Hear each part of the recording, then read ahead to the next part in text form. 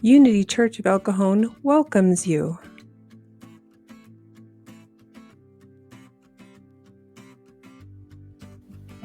Thank you for joining us for Transformational Tuesday.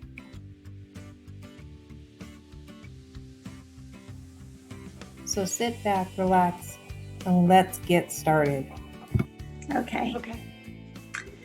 Greetings. Tuesday Transformational Tea with my two favorite ladies, Beci and Linda. I'm going to have a sip of my tea first. Now I'm ready to go. What we're trying to do on Transformational Tuesdays is what we hope that we can convey to you is a concept that helped to transform our consciousness. And I had an opportunity to speak with Pastor Robert this week. And I said, I'm really kind of not sure what I want to talk about. And do you have any ideas?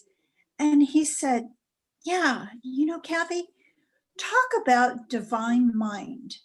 And I'm like, I don't think I can talk about it because I don't know that I really, have a definition for it. So I looked it up, and it's God mind, ever present, all knowing mind, absolute, the unlimited, omnipresent, all wise, all loving, all powerful spirit. Wow, that's a lot for a definition for divine mind.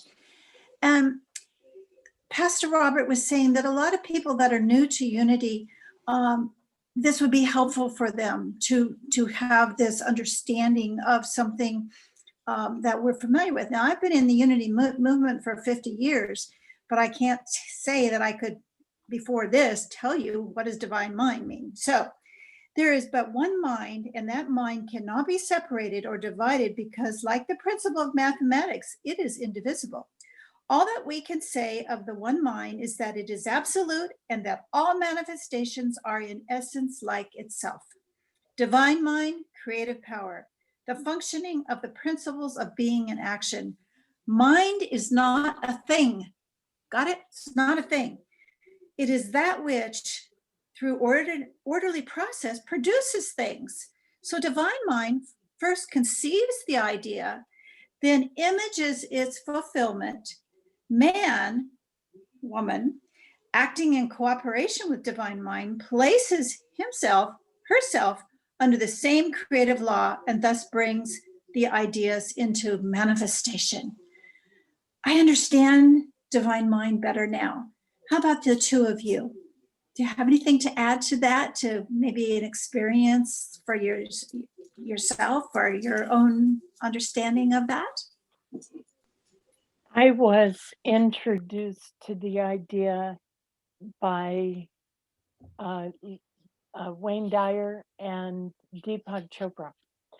And they were talking about the thinker of the thoughts.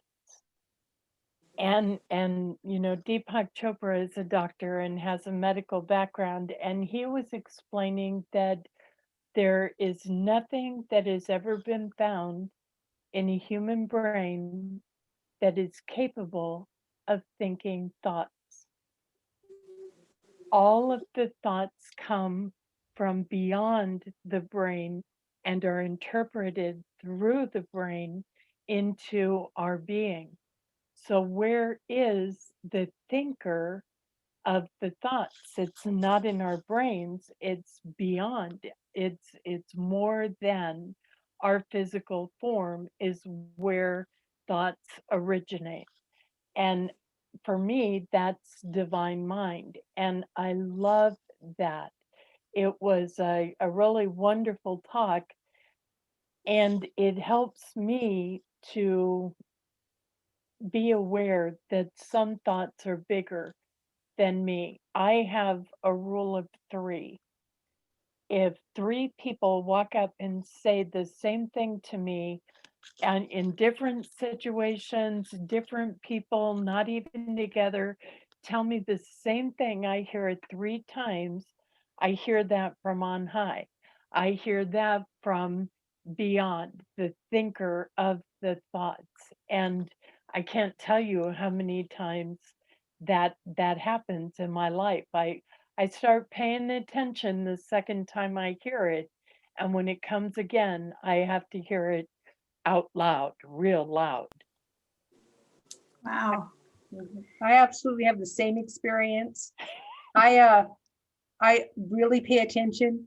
By the second time I've heard it, the third time, I could be standing behind somebody in a grocery line, and I always strike up conversations with people. Hi, how are you? How was your day? And they'll turn and say something. I'm like, okay, that's number two. Where am I going to hear it the third time? And I usually get it just when I pay attention. It's something that's beyond me. Years ago, I read a book, and I don't have it here in front of me, so by an author, but it's by a psychologist. It's about the thoughts without the thinker. So it's about, where are these thoughts coming from? Because if we can take ourselves out of it, it's not about us. It's about something beyond us. And everybody wants to claim it and say it's mine. Everybody wants to say, yeah, I'm the originator of this. The truth is that it's beyond us, and we're just observing it coming through us, and we're interpreting it. And I had to reread chapters. I'd read a chapter and go, okay, I got to reread that again, because he was really so far out there that I was just like, what did he just tell me?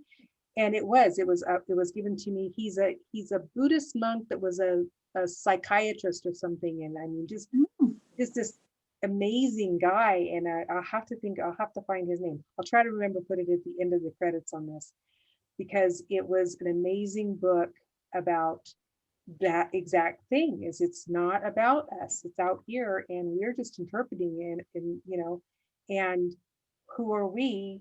Because it's greater than us. So it's an amazing concept. Yeah. Becky, would you like to do a prayer meditation combo for us? I'm good with those. Okay. I'd be honored. So if we can close our eyes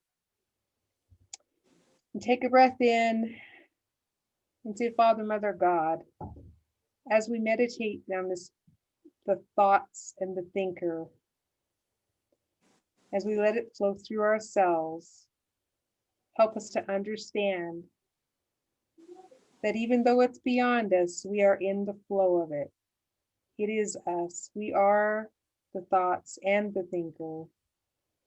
We are everything with the divine, with all that is. We know this to be true. We are grateful for this truth. And we bring this into our everyday when we say thank you, thank you, thank you. Breathe in and out again, and come back. Amen.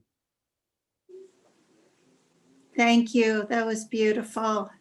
Thank you both for such an enlightening time of us being together and sharing with everybody. And I know we've said it before, but we love input, good or bad. That's how we learn, right?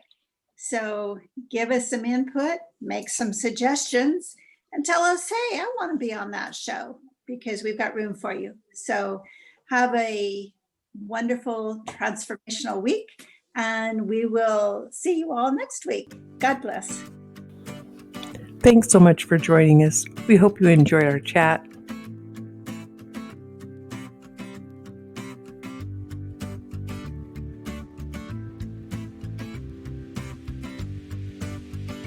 Be sure to comment, like, and share with others. Blessings.